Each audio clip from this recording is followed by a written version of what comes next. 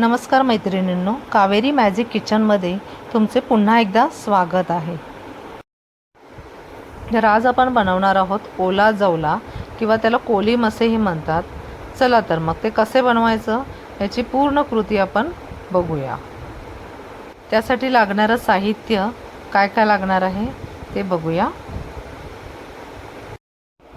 इथे मी स्वच्छ धुतलेला जवला घेतलेला आहे, त्याला साफ करून धुवून घेतला आहे। त्यानंतर 3 मोठे कांदे, कोथिंबीर, कढीपत्ता, लिंबू, मीठ, 2 चिरलेले टोमॅटो, मालवणी मसाला आणि हळद, मिरची, आल्याचा ठेचा इतकं साहित्य मी घेतलं आहे। आता मी काय करणार आहे तर लिंबू पूर्ण जवल्यामध्ये टाकून हे सगळं एकत्र करून घेणार आहे। त्याला मिक्स करून घेईन।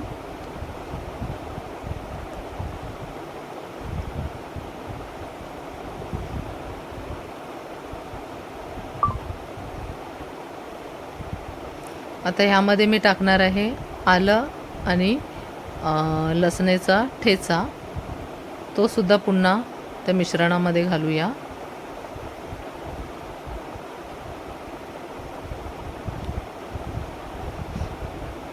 एक चमचा हळद घालूया।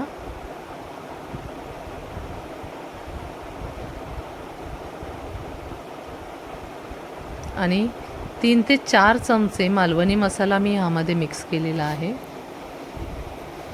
आता हे सगळं मिश्रण आपण एकजीव करून घेऊ।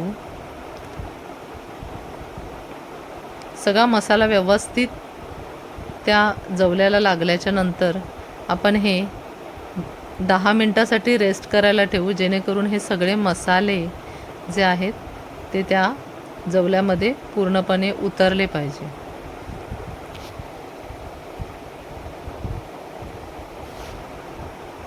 आता आपण हे रेस्ट करायला ठेवू। आता हे पुढची स्टेप म्हणजे कढईमध्ये आपण एक 3 ते 4 चमचे तेल घेऊ। तेल चांगले गरम झाल्यावर आपण 3 मोठे कांदे जे बारीक चिरून घेतले होते ते त्यामध्ये घालू आणि कांदा चांगला परतून घेऊ। त्यामध्ये आपण कढीपत्ते टाकू।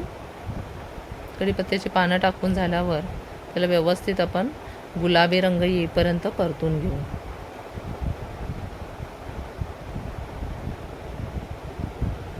त्या स्टेजला आपण आता जो टोमॅटो बारीक चिरून घेतला होता तो सुद्धा टाकू आणि हे दोन्ही मिश्रण आपण व्यवस्थित 3 ते 4 मिनिटं भाजून घेऊ।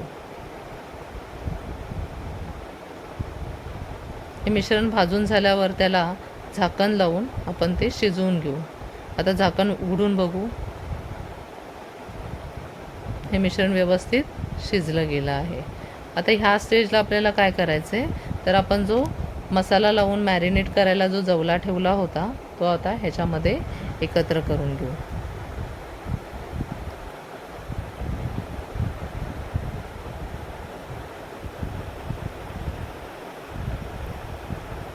आता हे तेलावरती सगळं मिश्रण परतून घेऊ।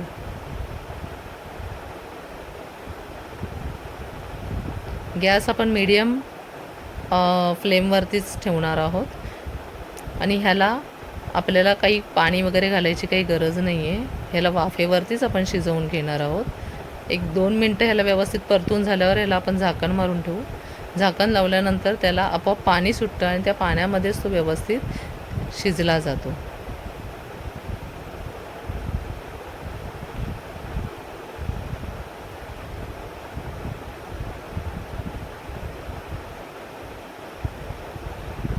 यामध्ये मी टाकले 1 मोठा चमचा गरम मसाला,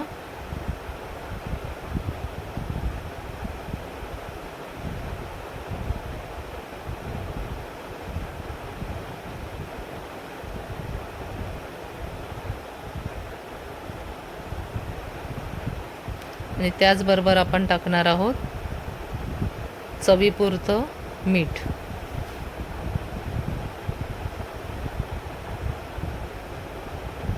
आता हे थोडंसं मिश्रण एकत्र करून घेऊन त्याला वाफ येण्यासाठी त्याच्यावरती आपण झाकण ठेवून देऊ।